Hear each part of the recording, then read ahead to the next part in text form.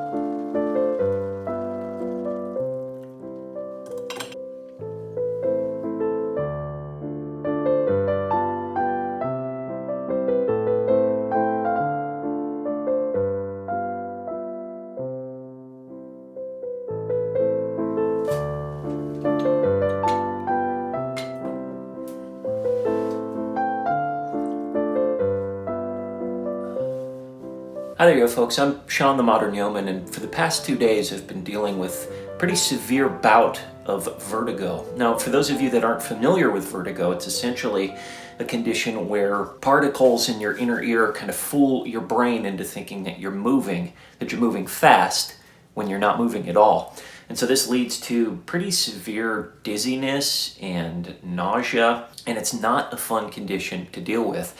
Now, I've dealt with varying degrees of vertigo throughout my life. It's hard for me to ride roller coasters, for instance, or sit in the passenger seat of a vehicle. But the one that I've been experiencing for the past 2 days has been particularly bad. Now, there's different funny little exercises that you can do to help ameliorate the severity of it and kind of calm the symptoms down a bit. But it's still not fun to deal with. It can range anywhere from being just kind of a nuisance, something that you're only minorly dealing with, minor dizziness, to full-on debilitating, where you can't even get out of bed. Now, this morning when I got up, it was hard for me to just walk around. I was wobbling just to get to the nightstand. So I know that this is a particularly bad bout.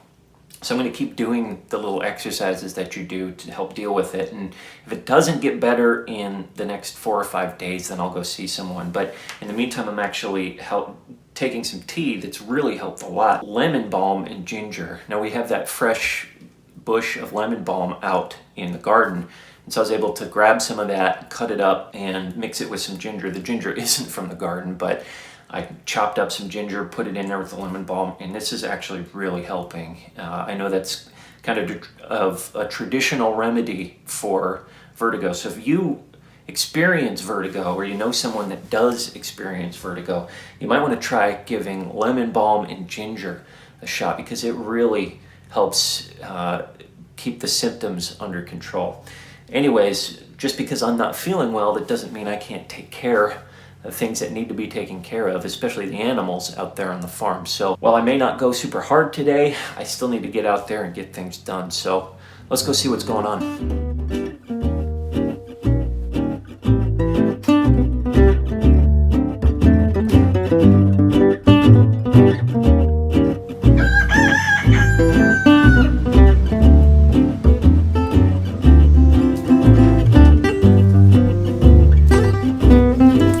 So let's get the bad news out of the way first. One of our chickens died, and unfortunately, we don't really know why. Well, I should say that we're not 100% sure about the reasons of her passing. Now, I'm not going to show you the corpse of this chicken, peace be upon her. She's currently somewhere composting in the back pasture. But I can assure you that we did a very thorough look over of her body, and there's no indication that she was attacked by any sort of predator. There was no outward visible signs of any kind of trauma or even discolorations or sicknesses or anything like that. She was just a normal looking chicken that when we discovered her, she just wasn't moving. So after a pretty thorough search, that's when we put her in the spot to kind of return to the earth. And I'm not going to show you what she looks like now or where she's at. Now, the theory that I have as to why she passed is maybe 4 or 5 days ago, we went on a fairly long trip away from the farm. We do like to go out and hike whenever we get a chance in the nearby Smoky Mountains. We left here at maybe 7:30 in the morning, and we got back at maybe around 3 in the afternoon. Now, before I left, I did everything I always do in the mornings with the chickens. I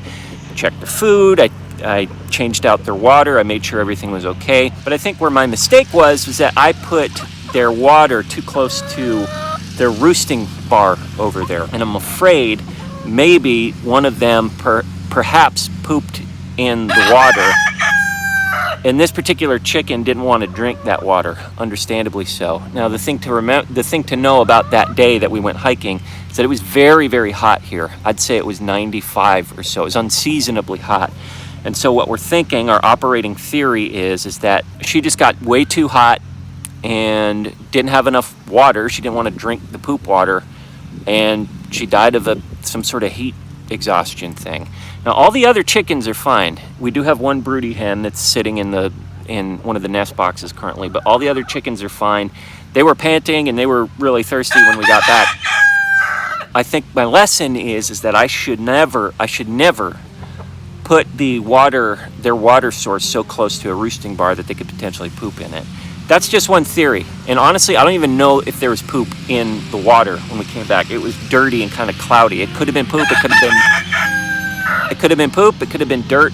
I'm not sure. I've been keeping my eyes on them. I don't know if there's some sort of internal parasite that she died of, but all the other chickens have no outward signs of sickness. But neither did she the morning I left. So that's what we're thinking, is that maybe poop got into the water. She got too hot, didn't want to drink the poop water, and she perished. Also, real quick disclaimer, in case you're wondering, I do put apple cider vinegar in their water. I give them fresh water every day with a splash of apple cider vinegar in it. I also give them diatomaceous earth. I also give them crushed up baked eggshells for calcium, and I also supplement them with grit. So as far as all the supplements and nutritional extras there, I do make sure to load them up with those things. I shouldn't have put the water so close to their roosting bar, but I've done that for a long time with no problems. Either way, I'm not going to make that mistake again. If there's something else wrong that caused her to die that might show up in the other chickens, I guess I'll see soon. But it's been 4 or 5 days now, and still all the other chickens seem fine. So sad news, but potentially a lesson learned. Now, the next bit of news is a much happier subject to deal with. You might remember about a month ago, maybe a little bit more than a month ago, I set down the silage tarp that you see behind me to prepare the ground for a pumpkin patch. We ideally would like to harvest said pumpkins sometime this fall. Well, it's getting to be the middle of June, and if we want to get these pumpkins ready by that point, those seeds need to be in the ground really soon. So I'm going to peel this silage tarp off today and try and dig a few holes to get ready for planting those pumpkin seeds. I'm actually going to be using the melon pit method that I learned from philosopher, poet, musician, gardener David the Good. I'll include a link to the video where he expounds on this method up here above my left shoulder. I'd highly suggest checking it out if you are interested in growing pumpkins. But in the meantime, I'll see what I can get done today. I'm still a little bit seasick. I at least want to get this silage tarp off and a couple of holes dug, and then I can kind of explain to you a little bit more about what I'll end up doing.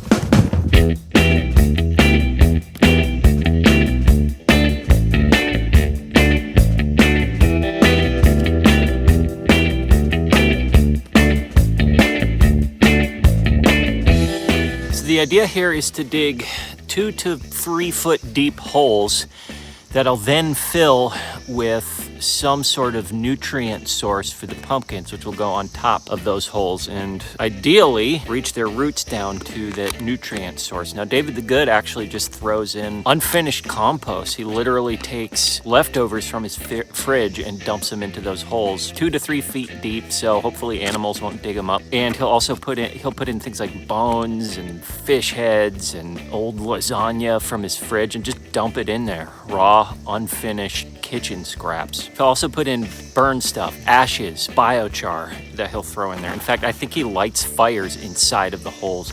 It's a really cool video. You guys should definitely check it out if you're interested in that kind of thing. So I don't know if I'm going to do all of that. I think what I'm probably going to end up doing is putting some of our unfinished compost from our compost bin in these holes, and we might have some kitchen scraps that we'll throw in there, but I am a little wary of critters digging that stuff up, so I'm probably just going to put that compost in there and pop the pumpkin seeds on top and see what happens.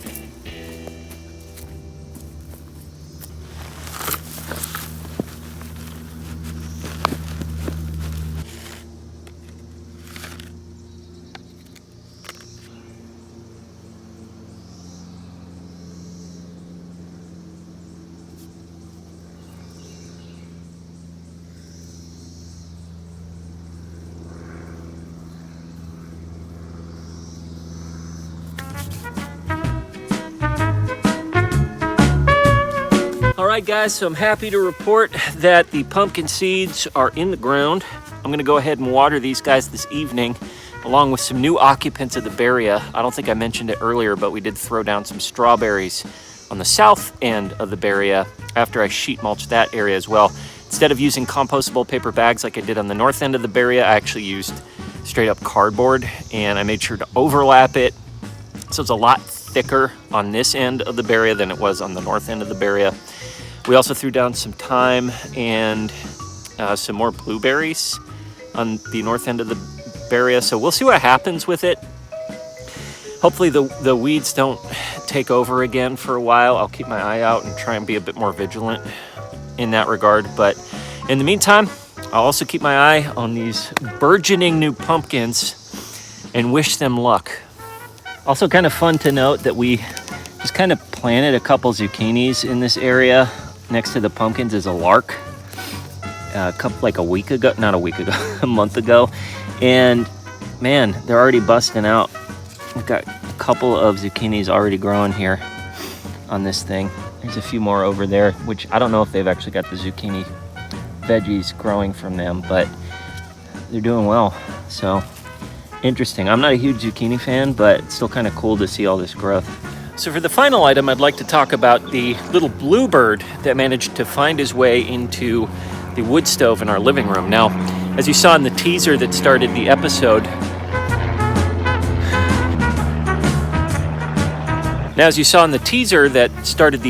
off, we came home. This is actually the same day that we came home to find the dead chicken, so 4 or 5 days ago. We came home and found that bird flitting around inside of the wood stove. And so as you can see, we kind of delicately opened it and tried to capture that bird with the towel, but that didn't work. So as soon as that bird was out flitting around the house, our cats were on it. It was insane to see how quick they caught that bird. We chased them away from it. We managed to save the bird. Long story short, I dropped the camera and I jumped up in the air with the towel in my hand and managed to get the bird while it was flying and take it outside and let it free, and it flew away. It's all fun and good. I'm glad we got rid of it. I'm glad it's safe and back outside. But the bigger issue is what we're gonna do to prevent that kind of thing in the future. Now, as you can see up here, it must have got in through that chimney pipe up there. There's a little bit of chicken wire already up there, but there must be a hole in there. So I'm gonna have to figure out a way to get up, all the way up to the top of our roof, which it's a very angled roof. So it's gonna be interesting getting up there and getting that pipe down and putting more chicken wire on it so bluebirds won't continue to scurry down that pipe. Maybe it was just a fluke and it won't happen that often, and every time it does happen, we just release them and hope that they don't start flitting around the house. But regardless, we need to figure out a way eventually to get that pipe sealed off so more birds don't come down through it. Well, that's all I've got today, folks. Thanks for hanging out with me. I'm gonna make myself some more lemon balm and ginger tea, hopefully work through this vertigo. And until next time, remember, as always, slowly, slowly.